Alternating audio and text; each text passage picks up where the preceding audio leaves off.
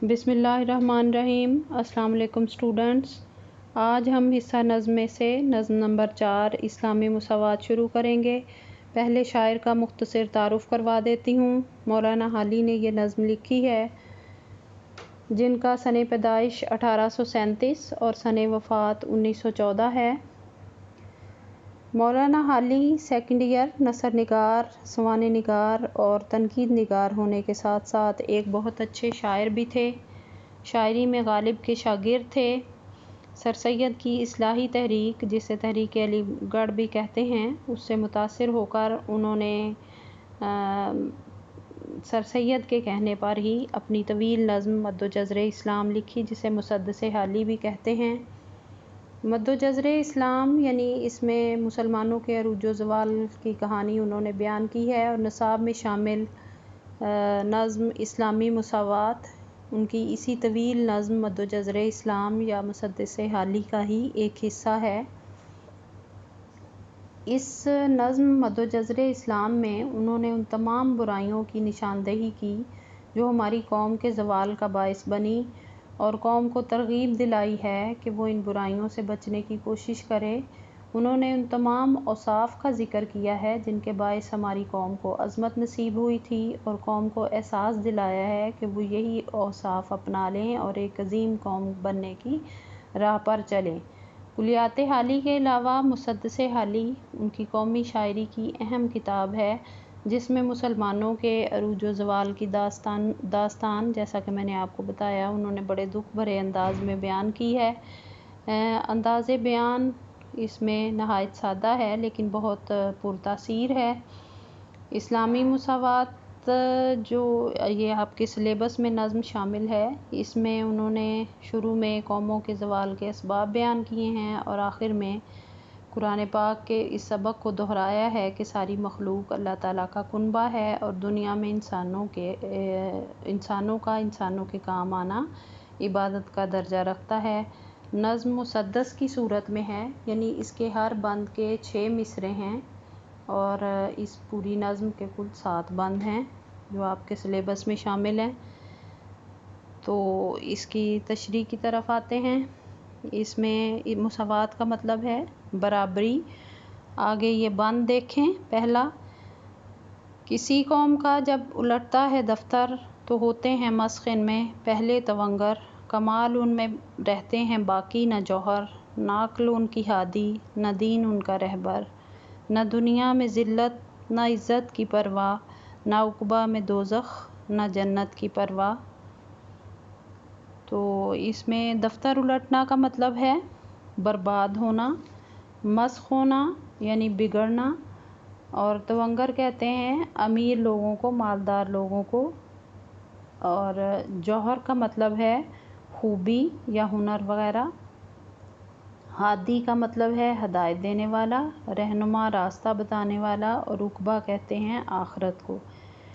اس میں یہ اس کا مفہوم دیکھیں کہ جب کسی قوم پر زوال آتا ہے تو اس کے جو امیر لوگ ہیں وہ بگڑ جاتے ہیں، ان کا امراء کا طبقہ بگڑتا ہے سب سے پہلے۔ ان لوگوں میں نہ کوئی خوبی رہتی ہے اور نہ کوئی ہنر، اور نہ عقل ان کو ہدایت دیتی ہے، اور نہ ہی دین ان کی رہنمائی کرتا ہے۔ ان لوگوں کو دنیا میں عزت و ذلت اور آخرت میں جنت اور دوزخ کی بالکل بھی پرواہ نہیں رہتی۔ تو یہ ریفرنس کے لیے میں نے 2 اشعار بھی لکھے ہیں، تو اس کی تشریح کرتے ہیں۔ مولانا حالی جو ہیں وہ جس دور میں انہوں نے یہ اپنی طویل نظم لکھی، وہ اس وقت حالات کچھ اس طرح سے تھے کہ 1857 کی جنگ آزادی کے بعد کامیاب انگریزوں نے اس جنگ آزادی کو غدر کا نام دیا، اور اس کی تمام تر ذمہ داری مسلمانوں پر ڈال دی۔ ان کے خیال میں کیونکہ انہوں نے براہ راست مسلمانوں سے حکومت چھینی تھی تو وہ مسلمانوں کو ہی اپنا دشمن سمجھتے تھے، حالانکہ اس جنگ آزادی میں دوسری قوموں کے لوگ بھی شامل تھے، لیکن انہوں نے چن چن کر مسلمانوں کو قتل کیا اور ان کو سرکاری ملازمتوں سے محروم کر دیا۔ تو یہ حالات بہت ہی خراب تھے، قوم کو اصلاح کی ضرورت تھی ہر طریقے سے۔ تو ان حالات میں سر سید احمد خان اور ان کے ساتھی جو ہیں وہ میدان عمل میں آئے، اور مولانا حالی بھی انہی میں سے ایک تھے جنہوں نے ان حالات کو سامنے رکھتے ہوئے اپنی یہ طویل نظم لکھی اور قوم کے لیے ایک پیغام چھوڑا۔ مولانا حالی اپنی قوم کے لیے ایک دردمند دل رکھنے والے شاعر تھے۔ انہوں نے سر سید کے زیر ہدایت اپنی نظم مد و جزر اسلام میں بہت ہی اثر انگیز انداز میں مسلمان قوم کو نہ صرف ان کے زوال کے اسباب بتائے ہیں بلکہ انہیں جو ہے وہ اپنی عظمت رفتہ کو سامنے رکھتے ہوئے ان کی اصلاح کرنے کی کوشش بھی کی ہے۔ تو اس نظم میں اس بند میں شاعر جو ہے وہ یہ بیان کر رہے ہیں مولانا حالی کہ جب کسی قوم پر زوال آتا ہے تو سب سے پہلے اس قوم کے امراء کا کردار مسخ ہوتا ہے اور سب سے پہلے وہی کردار سے محروم ہوتے ہیں اور ان کے اندر کوئی خوبی یا صفت باقی نہیں رہتی۔ ان کی رہنما انسان کی رہنما جو ہے وہ عقل ہوتی ہے یا اس کا دین ہوتا ہے، تو ان لوگوں کی عقل بھی جواب دے جاتی ہے اور ان کی رہنمائی نہیں کرتی اور نہ ہی دین ان کی رہنمائی کرتا ہے۔ اس کی وجہ یہ ہے کہ وہ عقل کو اچھے مصرف میں لانے کے بارے میں سوچتے ہی نہیں اور دین کے اصولوں کی پیروی نہیں کرتے۔ جب انہیں دین کے اصولوں کی پرواہ نہیں تو دین ان کی رہنمائی کیسے کر سکتا ہے؟ وہ اس کے قدر گمراہ ہو جاتے ہیں کہ نہ انہیں اس دنیا میں عزت اور بے عزتی کی پرواہ رہتی ہے اور نہ اگلی دنیا میں جنت کی خواہش یا دوزخ کا ڈر رہتا ہے۔ مختصر یہ کہ قوم پر زوال آتا ہے تو سب سے پہلے اس کا امیر طبقہ گمراہی کا شکار ہو کر بد کردار ہو جاتا ہے اور دنیا اور آخرت میں عزت ملنے یا نہ ملنے اور جنت میں جانے یا دوزخ میں جانے کے بارے میں بالکل بے پرواہ ہو جاتے ہیں۔